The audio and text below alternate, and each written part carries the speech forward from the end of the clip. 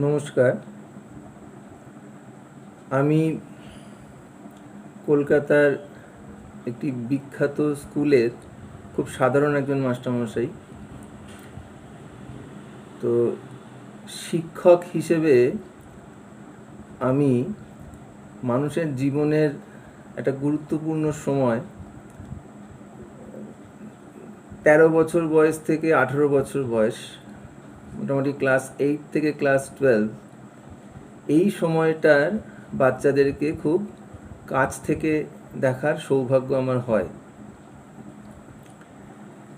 তো এই দেখতে গিয়ে বাচ্চাদের যে সমস্যাগুলো আমার চোখে পড়েছে এবং যেটা নিয়ে আমি খুব কনসার্নড এবং খুব চিন্তিত, তো সেই বিষয়টা নিয়েই আমি কিছুদিন আগে ফেসবুকে কিছু লেখালেখি করেছিলাম। তো তার কিছু ফিডব্যাক আমার কাছে এসছে আমার প্রাক্তন ছাত্রদের থেকে, অভিভাবকদের থেকে। তো সেই বিষয়েই আমি ব্যাপারটাকে সেখানে সাম আপ করে আরও কিছু বলার জন্যই আমি আজকে এই ভিডিওটা করছি। তো এই অভিজ্ঞতায় আমি যেমন দেখেছি যেটা আমি ওখানে লিখেছি, যে বছর 4 আগে এক ছাত্র, মাধ্যমিক পরীক্ষার্থী, সে পরীক্ষা দিতে যায়নি, কারণ তার গেমের অ্যাডিকশান এমন একটা পর্যায়ে পৌঁছে গেছিল। তো পরবর্তীকালে সেই ছাত্র সেখান থেকে ফেরত এসছে, সেটা খুবই আনন্দের বিষয়, সৌভাগ্যের বিষয়, এবং সেই ছাত্রটির জন্য আমাদের সকলের শুভেচ্ছাও রইল, যাতে আগামী দিনে সে আরও 5টা বাচ্চাকে এই ব্যাপারটা থেকে বিরত করতে পারে। এখন এই গেম খেলা নিয়ে এই সমস্যার সৃষ্টি হতো না যদি গেম খেলাটা আমাদের সময়কার মতো খেলা হতো আর কি। আমি শুধু এই কথাই বলছি না যে আমাদের সময়কার খেলাধুলা ফিজিক্যাল অ্যাক্টিভিটি ছিল না, হোক না, আমাদের সময়ও তো ইনডোর অ্যাক্টিভিটি ছিল, আমরা দাবা খেলতাম, লুডো খেলতাম, তো এইগুলোতে ফিজিক্যাল অ্যাক্টিভিটি ছিল না, কিন্তু এই খেলাগুলো কিন্তু একটা নির্দিষ্ট সময়ের মধ্যে সীমাবদ্ধ থাকতো। আমাদের ছেলেবেলায় কিন্তু খেলাধুলার একটা নির্দিষ্ট সময় থাকতো, যেমন রবিবার হলে বেলা 10টা-11টার পর থেকে 12টা সাড়ে 12টা অবধি, আবার যদি রবিবার নয়, উইকডেজ যেদিনকে স্কুল আছে সেদিনকে স্কুল থেকে ফিরে ওই 5টা থেকে সন্ধে হওয়া অবধি, মানে 6:30 অবধি। কারণ আমাদের সময় নিয়ম ছিল যে সন্ধ্যের আগে আমাদের ঘরে ঢুকতে হতো, এবং প্রতিটা বাড়িতেই এই নিয়ম কার্যকর ছিল। এবং তখনকার দিনে আমরা শুধুমাত্র নিজের বাবা মাকেই নয়, পাড়ার অন্য কাকু কাকিমাকেও যথেষ্ট ভয় করে চলতাম, কেননা ওরম অসময়ে আমাদেরকে বাইরে দেখলে তারাও কিন্তু প্রয়োজনীয় শাসন আমাদের করতেন। তাই আমরা এই নিয়মটা লঙ্ঘন করার সুযোগ বা সাহস কোনোটাই পেতাম না। কিন্তু এখন যেটা হচ্ছে, বাচ্চারা এই ইন্টারনেট গেমস যেগুলো খেলছে, তারা সময় মেনটেন করতে পারছে না। তারা যে কতক্ষণ সেই গেম খেলছে তার কোনো সময়ের জ্ঞান তাদের থাকছে না, এবং তারা যখন সেই গেমটা ছেড়ে উঠছে তারা সেই গেমের কথা ভুলতে পারছে না। তাদের মাথায় সেই গেমের বিষয়টা তখনও চলতেই থাকছে। সেখানে তারা কোন ক্যারেক্টারটা পেলো, কোনটা পেলো না, কোন ওয়েপনটা সে এখনও পায়নি, সেটা কী করে জোগাড় করতে হবে, তার কোন বন্ধুর কী ওয়েপন আছে, তার কাছে কোনটা নেই, এই নিয়ে তার মাথায় সর্বক্ষণ চিন্তা চলছে। ইভেন সে যখন পড়তে বসছে তখনও তার মাথায় ওই ব্যাপারটা চলছে, এবং তারা কিছুক্ষণ পরেই অমুক একটা সময় তারা বন্ধুরা ঠিক করে রেখেছে ওই সময়টা খেলতে বসবে, সেই সময়টা পড়া ছেড়ে উঠে সেই খেলাতে বসে যাচ্ছে। তাকে কিছুতেই প্রতিহত করা যাচ্ছে না। এই জায়গাটা থেকেই সমস্যাটা সৃষ্টি হচ্ছে। যে ব্যাপারটা বুঝতে হবে, যদি বিষয়টা নিয়ন্ত্রিত থাকতো তাহলে কিন্তু কোনো অভিভাবকের কোনো সমস্যা হতো না, কিন্তু সেই নিয়ন্ত্রণটা থাকছে না, যেখান থেকে আজকের সমাজে সমস্যাটা সৃষ্টি হচ্ছে। এবং এটা আমরা সকলেই নিশ্চয়ই স্বীকার করব যে নিজেকে নিজের নিয়ন্ত্রণ করার ক্ষমতাটা এটা কিন্তু খুব ছোট থেকেই অভ্যাস করা উচিত। কেননা যত বয়স বাড়বে, যত মানুষ বড় হবে, ম্যাচিওর হবে, তত কিন্তু এই নিয়ন্ত্রণের প্রয়োজনটা সামনে আসবে। কারণ আমাদের বিভিন্ন সময় বিভিন্ন ক্ষেত্রে নিজেকে নিজের নিয়ন্ত্রণ করতে হয়, অনেক রকম ক্ষেত্র থেকে। সেটা বিভিন্ন রকমের প্রলোভন হতে পারে, বিভিন্ন জিনিসের হাতছানি, সেটা থেকে আমাদের নিজেকে নিজে নিয়ন্ত্রণ করতে হয়। যেমন আমার পরিচিত কারো একটা গাড়ি আছে, তো আমাকেও একটা গাড়ি কিনতে হবে, এই মানসিকতাকে যদি আমি নিয়ন্ত্রণ না করতে পারি তাহলে সমস্যা। তারপর ধরুন যে ব্যক্তির রক্তে শর্করার পরিমাণ স্বাভাবিক লেভেল ছাড়িয়ে গেছে, সে যদি মিষ্টি খাওয়া থেকে নিজেকে না নিয়ন্ত্রণ করতে পারে তাহলে সমস্যা। এবং নানাবিধ ক্ষেত্রে আমরা দেখব যে আমাদের জীবনে বিভিন্ন ক্ষেত্রে আমাদের নিজেকে নিজে নিয়ন্ত্রণ করার প্রয়োজন পড়ে। তো একটা বাচ্চা ছোট থেকেই সেটা অভ্যাস করলে ভালো হতো না? সেই নিয়ন্ত্রণের ব্যাপারটা কিন্তু এই গেম খেলার থেকে তারা করতে পারছে না, তারা ক্রমশই অনিয়ন্ত্রিত হয়ে পড়ছে। আমার এক ছাত্র সেখানকার এক ফিডব্যাকে লিখেছে যে সে মাধ্যমিক, উচ্চ মাধ্যমিক এই পর্যায়টাতে পড়াশোনায় মন বসাতে পারতো না। তার মনে হতো যে দেখি না কম নম্বর পেয়ে কী হয়। হ্যাঁ, তো সে ইচ্ছে করে প্রশ্ন ছেড়ে এসছে, এরকম সে নিজে লিখেছে আর কি। তো এবং সেই ছাত্রটিকে আমি খুব কাছ থেকেই দেখেছিলাম এবং আমিও খুব চিন্তিত ছিলাম সেই ছেলেটির বিষয়ে। কিন্তু সৌভাগ্যের বিষয়, সেই ছেলেটি কিন্তু তার সেই পরিস্থিতি থেকে ফেরত এসেছে এবং সে নিজেই লিখেছে যে বড় বেশি রিস্ক নিয়ে ফেলেছিলাম। তো এবার আপনারাই বলুন যে এই রিস্ক নেওয়ার কি কোনো প্রয়োজন আছে? সে তো এভাবে ভাবতে পারতো যে আর 5টা ছেলে পড়াশোনা করছে, যখন আমিই বা করবো না কেন? আর পড়াশোনাতে যখন আগ্রহ লাগছে না, তখন সে বন্ধুবান্ধবের সাথে আলোচনা করতে পারে যে কি ব্যাপার বলতো, এটা আমার কেন ভালো লাগে না, তোরা এটা পড়ছিস কী করে? তো এইভাবে আলাপ আলোচনা করেও তো অনেক কিছুর সমাধান হয়। সেটা সে করতে পারতো, সেটা সে করেনি। যাই হোক, এন্ড অফ দ্য ডে যে ও ফেরত এসছে, সেটা তার প্রমাণ হচ্ছে কি সে এনআইটি দুর্গাপুর থেকে ম্যাথামেটিক্স নিয়ে পড়াশোনা করেছে এবং পরবর্তীকালে সে এখন এম ম্যাথ পড়ছে আইএসআই কলকাতাতে। সুতরাং বোঝাই যাচ্ছে সে এখন তার রাইট ট্র্যাকে চলে এসছে। তো ওর ফাড়াটা কেটে গেছে আর কি। কিন্তু জেনে শুনে কি কাউকে এই ফাড়ার দিকে এগিয়ে নিয়ে যাওয়ার কোনো যুক্তি আছে? এবার কেউ কেউ মারধর করার কথা বলেছে। তো ব্যক্তিগতভাবে আমি কিন্তু মারধরে বিশ্বাসী নই, যদিও আমার ছাত্ররা বলবে যে ক্লাসে তো আমি যথেষ্ট মারধর করি, মানে করেওছি, এখনও করি। তো এটাও ছাত্ররা নিশ্চয়ই লক্ষ্য করলে দেখে থাকবে যে আমি কিন্তু মারধরটা অ্যাভয়েড করার খুবই চেষ্টা করি। এবং আরেকটা পয়েন্ট, পড়াশোনার কারণে কিন্তু আমি কাউকে কোনোদিন মারধর করিনি। অন্য অসভ্যতার কারণে করে থাকতে পারি, কিন্তু পড়াশোনার কারণে আমি কখনো কাউকে মারধর করিনি এবং করাতে বিশ্বাসও করি না।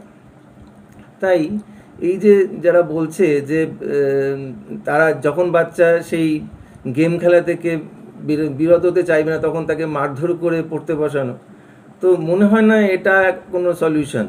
কারণ এভাবে তো সে তার মনটাকে তো নিয়ে পড়াশোনায় বসাতে পারছে না, সে তো তার মনটা তো সেই গেম খেলার মধ্যেই পড়ে থাকছে। তো সেটা থেকে সে না বেরিয়ে এলে তার এখনকার পড়াটা কী করে কার্যকরী হবে? তো সুতরাং মনে হয় না এটা একটা কোনো কার্যকরী সমাধান। তো তারা তাদের ক্ষেত্রে দেখুক কীরকম কী সাফল্য আসে, সেটা পরবর্তীতে দেখা যাবে। এটা আমার ব্যক্তিগতভাবে মনে হয় যে মারধরটা কোনো সমাধান নয়। আচ্ছা, আমার আরেক ছাত্র বলেছে যে কেউ গাড়ি চালাতে জানে না, এই অবস্থায় সে গাড়ি নিয়ে বেরিয়েছে রাস্তায় এবং একটি গাছে ধাক্কা মেরেছে এবং ধাক্কা মেরে বলছে যে গাছটারই দোষ, কেন গাছটা ওই অবস্থানে রয়েছে, তা ও না থাকলে তো আমি গাড়িটা দিয়ে ধাক্কা মারতাম না। তো এটা খুবই ইমপ্র্যাকটিক্যাল একটা উদাহরণ বলা হয়েছে, মানে বাস্তবে যেটা কখনো হয়ই না। তো ও যেটা বলতে চেয়েছে সেটা হচ্ছে গিয়ে যে অভিভাবকরা আগে গেম খেলাটা নিজেরা শিখে নিক, তাহলে তারা এর ভালো খারাপ দিকটা বুঝতে পারবে, তখন সে তার সন্তানকে সঠিকভাবে গাইড করতে পারবে। কিন্তু যদি ধরা যাক যে অভিভাবক গেম খেলাটা শিখলো না, তো সে যদি লক্ষ্য করে যে তার সন্তান গেম খেলার প্রতি এতটাই অ্যাডিক্টেড হয়ে পড়েছে যে তার অন্য কোনো দিকে কোনো মনোযোগ নেই, সে পড়তে বসছে জাস্ট নিয়ম রক্ষা করার জন্য, একটা সময় পড়তে বসছে এবং যে সময় সে পড়াশোনার কাজ করছে তখন তার চোখ মুখ দেখেই বোঝা যাচ্ছে যে সে অন্যমনস্ক, তার মনের মধ্যে অন্য কিছু চলছে। তো তখন সে গার্জিয়ান তাহলে কী করবে? বিশেষ করে ক্লাস 11-12 এই সময়টার পড়াশোনা, যারা এই পিরিয়ডটা পেরিয়েছো তারা নিশ্চয়ই আমার কথা সমর্থন করবে যে এই সময়টার পড়াশোনা এমনই যে বইয়ের টেবিল থেকে ওঠার পরেও যে এতক্ষণ আমি কি পড়লাম সেই ব্যাপারটা চোখ বন্ধ করে চলচ্চিত্রের মতো দেখতে অভ্যাস করাটা কিন্তু খুব জরুরি। এটা আমি ছাত্রদেরকেও বলি, যদিও ব্যাপারটা খুবই কঠিন, কিন্তু অভ্যাস করলে কিন্তু একটার সময় কিছুটা সাফল্য পাওয়া যায়। কেননা আমি যে বিষয়টা পড়াই ম্যাথামেটিক্সের ক্ষেত্রে, একটা অঙ্ক শুরু করার সময় যদি আমরা তার 4-5টা স্টেপ মনে মনে দেখতে পাই, তাহলে আমরা বুঝতে পারবো যে আমি কোন দিকে এগোবো। তা নাহলে তো বারবার এগিয়ে কাটাকাটি করতে হয়। আশা করি বোঝাতে পেরেছি আমি কি বলতে চাইলাম। সুতরাং এই যে বিষয়টা, এটা কিন্তু এই জেনারেশনে যারা এই মোবাইলে গেম খেলছে তারা করতে পারছে না। কারণটা কি? তারা সুইচ অন অফ ব্যাপারটা করতে পারছে না। তারা যখন গেম খেলা থেকে উঠছে তখন কিন্তু তারা সেই সেক্টরটাকে অফ করতে পারছে না, সেটা অনই থেকে যাচ্ছে। এবার কি হচ্ছে সেটা নিয়ে চিন্তাভাবনা করছে। এবার তারা যখন পড়ছে তখনও সেই চিন্তাভাবনা রয়েছে, পড়া থেকে উঠে তো আর কোনো কথাই নেই, তখন সে পুরোটাই গেমে ঢুকে গেল। তাহলে এই যে পড়া থেকে ওঠার পরে যে বিষয়টা নিয়ে ভাবনা চিন্তা করা, সেটা থেকে সে বিরত থাকছে, যার ফলে যে যে দক্ষতাটা পাওয়া উচিত তারা সেই দক্ষতাটা কিন্তু পাচ্ছে না, যেটা কিন্তু একটা বিপদের দিক বলে আমার মনে হয়। যার ফলে তারা যেরকম ফলাফল করা উচিত সেরকম ফলাফল কিন্তু তারা করে উঠতে পারছে না, এবং এই করে না উঠতে পারার জন্য তারা অন্য কাউকে দোষারোপ করছে। কখনো তারা বাবা মাকে দোষারোপ করছে, কখনো তারা শিক্ষককে দোষারোপ করছে, কিন্তু তারা তাদের তরফের দোষ ত্রুটিটা নিয়ে কিন্তু ভাবছে না, যেটা খুব দরকার। কেননা সেলফ অ্যানালিসিস বা আত্মসমালোচনা এগুলো কিন্তু মানুষকে এগিয়ে যেতে সাহায্য করে। আমি কি করলাম তার কতটা ঠিক কতটা ভুল, সেটা যদি আমি নিজে না পর্যালোচনা করতে পারি তাহলে আগামী দিনে আমি কিভাবে সাফল্য পাবো, এটা কিন্তু ভাবতে হবে। আচ্ছা, এইবার আমাদের সময়কার একটা প্রবলেম তুলি, তাহলে তুলনা করতে সুবিধা হবে। আমাদের সময় একটা ঘটনা ঘটতে, মানে আমার ব্যক্তিগতভাবে যেটা মনে হয়েছে, ধরা যাক আগামীকাল কোনো একটা ফুটবল ম্যাচ আছে অন্য কোনো পাড়ার সাথে।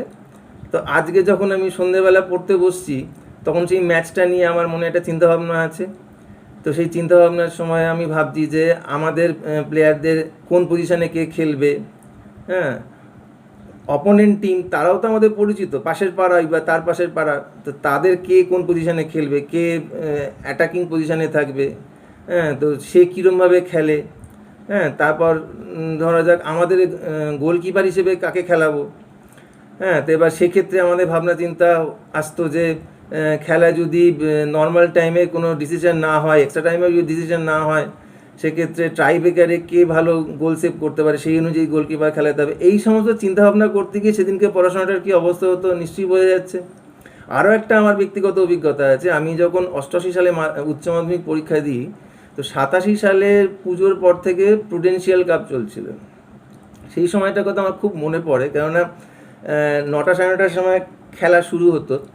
তো খেলা শুরু হওয়ার সময় আমি মাকে বলতাম, মা এই 5টা ওভার দেখে নিই তারপর বন্ধ করে দেবো। তো 5টা ওভার দেখার পরে মনে হতো ঠিক আছে দেখি না একটু 6ষ্ঠ ওভারে কী হয়, তখন হয়তো সেরকম বা খুব খেলাটা জমে গেছে। তো এইরকম করতে করতে লাঞ্চ অবধি দেখে ফেলতাম। এইবারে মনে হতো যে দেখি তো ওরা কীরকম রান তারা করে, এই করতে গিয়ে কিন্তু বিকেল 5টা অবধি পুরো পড়াশোনা বরবাদ। এবার এপ্রিল মাসে হায়ার সেকেন্ডারি পরীক্ষা, এটা খেলাটা হচ্ছে তখন নভেম্বর মাস। তো এই সময়টা কত ক্রুশিয়াল।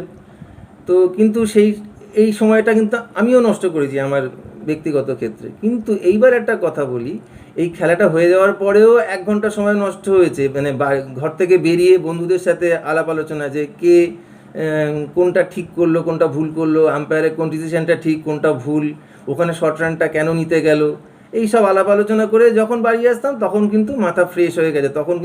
তখন কিন্তু আমার মনে এটা অপরাধবোধ হচ্ছে যে আমি কিন্তু সকালটা নষ্ট করেছি। তখন কিন্তু আমরা যে পড়াটা করতাম তখন কিন্তু একদম সলিড, তখন কিন্তু আর তাতে কোনো ভেজাল থাকতো না।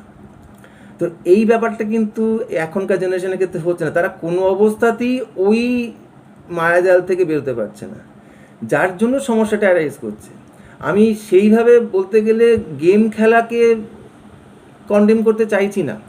যদি গেম খেলাটাকে তারা নিয়ন্ত্রণ করতে পারতো, যদি গেম খেলে বেরিয়ে এসে তার নিজের পড়াশোনাটা করতে পারতো, আবার গেম খেলার সময় গেম খেলতো, তাহলে কিন্তু কোনো সমস্যা ছিল না।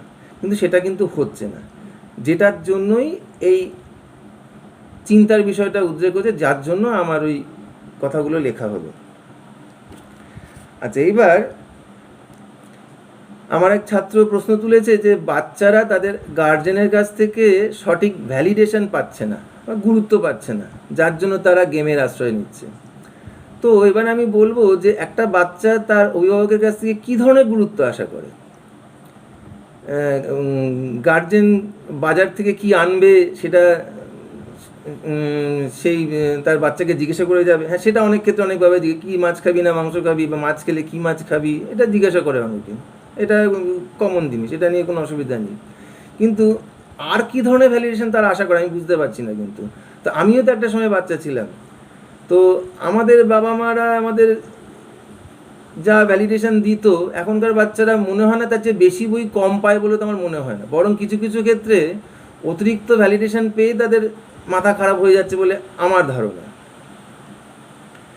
আচ্ছা, আরেকটা কথা হচ্ছে গিয়ে আমি ওখানে লিখেছিলাম যে অনলাইন ক্লাস হচ্ছে যখন, বা অনলাইন ক্লাস অফলাইন ক্লাসও আমি দেখেছি যে কোনো ছাত্র বিষয়টা ঠিকঠাক অনুধাবন না করতে পারলেও সে প্রশ্ন করতে সাহস পাচ্ছে না। কারণটা কি?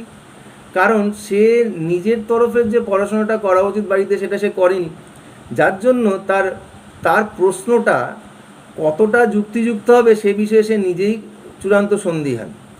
এবার সেই ছাত্র বলেছে যে সেই ছাত্র কেন প্রশ্ন করবে, যে শিক্ষকরা যদি তাকে সকলের সামনে অসম্মান করে যে কেন পড়াশোনা করছে না, তো সেই জন্য সে প্রশ্ন করছে না। তো তার যদি অতই অসম্মানিত হওয়ার ভয়, তাহলে সে নিজের পড়াশোনাটা কেন করছে না, একটা কথা। আর দ্বিতীয় কথা হচ্ছে যে শিক্ষক যদি ছাত্রকে বলে ক্লাসে সকলের সামনে ধরো কিছু বললো, তাতে সে অপদস্থ হলো, তাতে কী এমন ক্ষতিটা হলো? আমার নিজের জীবনেই তো ঘটেছে। আমি মাধ্যমিক অবধি কোনো টিউটরের কাছে পড়িনি। ক্লাস 11-এ আমি ম্যাথামেটিক্সের টিউটরের কাছে ভর্তি হয়েছিল, এবং অ্যাক্সিডেন্টালি 2টো ক্লাস হয়ে যাওয়ার পর আমি সেই ক্লাসে গেছিলাম। এখনও আমার মনে আছে সেই দিনটার কথা। স্যার কোঅর্ডিনেট জিওমেট্রি করাচ্ছিলেন, এবং আমাদের সময় উচ্চ মাধ্যমিকেই distance formula, section ratio formula এগুলো করানো হতো, মাধ্যমিকে সেটা করানো হতো না। যার ফলে আমি যেদিন গেছিলাম ক্লাস করতে তৃতীয় দিন, সেদিনকে তার distance formula, section ratio formula এগুলো করানো হয়ে গিয়েছিল। সুতরাং তারপরের অঙ্ক উনি করাচ্ছিলেন। এবার স্যারের বৈশিষ্ট্য হচ্ছে উনি করাতে করাতে ছাত্রদেরকে জিজ্ঞাসা করতে, সেটাই করা উচিত নিয়ম, এবং আমার কাছ থেকে রেসপন্স পাচ্ছিলেন না, এবং সেই জন্য আমাকে ভীষণ বকেছিলেন। এবং এই বকার একটা তাৎপর্য, একটা বৈশিষ্ট্য বলে দিই, আমি কিন্তু কখনো কো এডুকেশনে পড়িনি, মানে আমি কখনো মেয়েদের সাথে পড়াশোনা করিনি, কিন্তু সেই ব্যাচে 8জন স্টুডেন্টের মধ্যে গোটা 3 মেয়ে ছিল। এবার নিশ্চয়ই বুঝতে পারবে ছেলেরা যারা এরকম কোয়েট পড়াশোনা করেনি, তো মেয়েদের সামনে ওই বকার কি তাৎপর্য। আমার এখনও মনে পড়ে সেদিনকে আমার প্রায় চোখে জল এসে গেছিলো। কারণ কি, আমার তো দোষ ছিল না কোনো। আমি ক্লাস শুরু হয়েছে, আমি বা আমার বাবা সেটা জানতে পারিনি, যার জন্য আমার 2 দিন লেট হয়েছে ক্লাস জয়েন করতে। তো সেখানে তো আমার দোষ নেই কোনো। স্যার তো তখন বলতে পারতেন যে তুমি এটা জানো না, পড়ে আসবে, কিন্তু স্যার বকেছিলেন। তো আমার খুব কান্না পেয়েছিল। আমি ফিরে আসার সময় এরকমও ভাবছিলাম যে আর পড়তে আসবো কি না, কিন্তু আমি নিজেকে অন্যভাবে মোটিভেট করেছিলাম। আমি সেদিন বাড়ি ফিরে যে পার্টগুলো আমাকে স্যারের কাছ থেকে আমার পড়া হয়নি আমি নিজে নিজে পড়ে নিয়েছিলাম এবং খুব সোজাই ব্যাপারটা পড়ে নেওয়ার মধ্যে কোনো কঠিন ছিল না, যার জন্য আমি পরের দিন যখন গেছিলাম আমি কিন্তু পুরো তৈরি হয়ে গেছিলাম। তো এই ব্যাপারটাকে আমি আমার ক্ষেত্রে পজিটিভলি কাজ করেছে, কেন স্যারের ওই বকাটাকে আমার পরবর্তীকালে ভেবে দেখেছি যে ভালোই করেছেন, কেন ওই ওই আগুনটা আমার মধ্যে জ্বলার দরকার ছিল, যেটা আমাকে নিজে করতে বাধ্য করেছে এবং যেটা আমাকে পরবর্তীকালে হেল্প করেছে। এছাড়া এটা তো গেল উচ্চ মাধ্যমিকের কথা। মাধ্যমিক পর্যায়ে আমার মনে আছে একদিনকে ক্লাসে উৎপাদক বিশ্লেষণ করানো হচ্ছিল। তো কোনো কারণে আমি তো খুব সিনসিয়ার স্টুডেন্ট ছিলাম না, তো আমার সেই উৎপাদক বিশ্লেষণগুলো সেদিনকে সেগুলো করা ছিল না। তো এবার আমার বন্ধুদের অনেকেরই এগুলো করা ছিল, তো তারা বেশ টপাটপ করে ফেলছিল, আমি পারছিলাম না এবং তারা বলছিল এই কি এটা পারছিস না, এইভাবে কর ওইভাবে কর, কিন্তু আমি সেটা ফলোও করতে পারছিলাম না। তো আমি সেদিনকে কিন্তু ক্লাসে যথেষ্ট হ্যাটা হয়েছিলাম, কিন্তু ওই হ্যাটা হওয়াটাও কিন্তু আমার ক্ষেত্রে কাজে লেগেছিল। আমি পরে বাড়ি ফিরে কিন্তু সেগুলো তৈরি করেছিলাম। এবং সর্বশেষ বলি, আমি যখন বিএড পড়ি, এটা তো তখন বড়, আমি তখন চাকরি করতে করতে আমি বিএড করেছি, সুতরাং তখন আমি যথেষ্ট বড়। তো তখন প্রিন্সিপাল স্যার ক্লাস নিচ্ছেন ভাবো, তখন আমার পাশে আমার এক বন্ধু, সে কোনো একটা হাসির জোকস বলছিল। তো ক্লাস চলাকালীন সে জোকস বলছে, সেটা কেউ বুঝতে পারেনি, কিন্তু আমার মুখে একটা হাসির আওয়াজ এসেছিলো, যার জন্য আমাকে প্রিন্সিপাল স্যার ক্লাসে দাঁড় করিয়ে সবার সামনে খুব ঝেড়েছিলেন। তো তো সেই ঝাড় খেয়ে তো আমার নেগেটিভ কিছু মনে হয়নি। আমি তখন আমার অপরাধটা বুঝতে পেরেছিলাম যে আমার হাসাটা উচিত হয়নি, আমার শোনাটা উচিত হয়নি, কিন্তু এগুলো তো ঘটেই। সুতরাং আমাকে টিচার অপদস্থ করবে সেই জন্য আমি প্রশ্ন করব না, কিংবা আমি প্রশ্ন করার জন্য বাড়ি থেকে উপযুক্ত তৈরি হয়ে যাব না, এটা কি ঠিক? একটু ভেবে দেখতে বলবো। আচ্ছা, তারপরে বাচ্চাদের খারাপ কথা বলার বা খারাপ ভাষা ব্যবহারের একটা প্রবণতা সম্বন্ধে আমি বলেছিলাম, এবং যেটা আমার মতে একটা ফ্রাস্ট্রেশনের বহিঃপ্রকাশ। তবে আমার এক ছাত্র সেটার দ্বিমত বলেছে, সেটা আমি মানি যে না, অনেক ক্ষেত্রে ফ্রাস্ট্রেশন নয়, অনেক ক্ষেত্রে আজকাল বাচ্চারা নিজেকে কুল প্রমাণ করার জন্য খারাপ ভাষা ব্যবহার করছে। এবং সে আমাদের সময় যেমন ছেলেরাই ব্যাপারে খুব অগ্রণী ছিল, এখন কিন্তু এরকম কোনো জেন্ডার ডিসক্রিমিনেশন নেই। এখন কি ছেলে কি মেয়ে সবাই নিজেকে কুল প্রতিপন্ন করতে ব্যস্ত, এবং তারা যথেষ্ট খারাপ ভাষা ব্যবহার করছে। তো আমার মনে হয় এটা খুব একটা স্বাস্থ্যকর নয়। হ্যাঁ, এমন বলতে পারে অনেকে বন্ধুদের মধ্যে তো চলতেই পারে। তো একটা কথা আমি দেখেছি, বিষয়টা দেখেছি, যে ব্যক্তি খারাপ ভাষা ব্যবহারে অত্যন্ত অভ্যস্ত হয়ে যায়, তার কিন্তু আর এই স্থানকাল পাত্রর জ্ঞান থাকে না, তারা যে কোনো জায়গাতেই সেই খারাপ ভাষা ব্যবহার করে ফেলে। তো আমার মনে হয় এই অভ্যাসটা না করাই ভালো। নাই বা বললাম খারাপ ভাষা, তাতে কি কি যায় আসে? একটা খারাপ কথাকে ভালো করে বলতে পারার মধ্যেও তো একটা কৃতিত্ব আছে, তো সেভাবে বলা অভ্যাস করাটাই তো বোধহয় ভালো। আচ্ছা, এবার অনেকে বলছে যে বাচ্চাদের হাতে ফোন তুলে দিচ্ছে কারা? বাবা মাই তো শেষ পর্যন্ত তুলে দিচ্ছে। তো এক্ষেত্রে বলবো যে এখনকার পরিস্থিতিতে যখন অনলাইন ক্লাস হচ্ছে, তখন বাচ্চাদের হাতে ফোন তুলে দিতেই হবে, কিছু করার নেই। কিন্তু এই ফোনটার সঠিক ব্যবহার, সেটা তো বাচ্চাদেরকে জানতে হবে। ফোনটা কী কারণে তাকে তুলে দেওয়া হয়েছে, ক্লাস করার জন্য, তো সেই বিষয়টা তাকে জানতে হবে। সে যদি এটার যথেচ্ছ ব্যবহার করে, তার খারাপ ব্যবহার করে, তো এবার তার দায়ভার কে নেবে? সেই দায়ভার কি বাবা মার উপর বর্তাবে, না সেই বাচ্চাকেই নিতে হবে সেই খারাপ ব্যবহারের দায়িত্বটা? তো এটা একটু ভেবে দেখতে বলবো সবাইকে। আচ্ছা, আরেক গার্জেন বলেছিল যে সবই তো বুঝতে পারছি স্যার, কিন্তু বাচ্চারা এই সময়টা গেম না খেলে কি করবে? এইখানে একটা কথা বলবো যে একটা মানুষ তার অবসর সময় কিভাবে কাটাবে, এটা কিন্তু তার ব্যক্তিগত বিষয়। শুধু একটা বিষয় তাকে খেয়াল রাখতে হবে, যে তার এই অবসর যাপন যেন কোনো কিছুর খারাপ সাধন না করে। সেটা সমাজের হতে পারে, তার নিজের হতে পারে। এই বিষয়ে কিন্তু তাকে সচেতন থাকতে হবে। যেমন সে তার অবসর সময়ে কোনো ইনডোর গেমস খেলতে পারে, গল্পের বই পড়তে পারে, ছবি আঁকতে পারে, গান গাইতে পারে, গল্প করতে পারে লোকজনের সাথে। হ্যাঁ, চাইলে এখন তো গুগল মিটে যেমন আমরা ক্লাস করছি, গুগল মিটে তার পরিচিত বন্ধুদের সাথে সে গল্প করতে পারে একটা সময়, দিনের কোনো একটা সময়।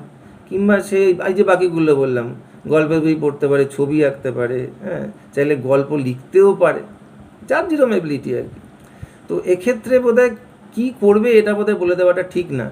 তো সে অবসর সময়ে ওই ইন্টারনেট গেম খেলবে, হ্যাঁ খেলুক, সেখানেও কোনো আপত্তি নেই। কিন্তু যদি সেই গেম খেলারটাকে তার গেম স্টপ হওয়ার সাথে সে অফ করে দিতে পারে, পড়াশোনার সময় যাতে সে পড়াশোনাতেই পুরোটা মনোনিবেশ করতে পারে, সেই জিনিসটা কিন্তু তাকে অ্যাসিওর করতে হবে। যদি এভাবে হয় তাহলে কোনো সমস্যা নেই। সকলকে শুভেচ্ছা জানিয়ে আমি আমার বক্তব্য এখানেই শেষ করছি।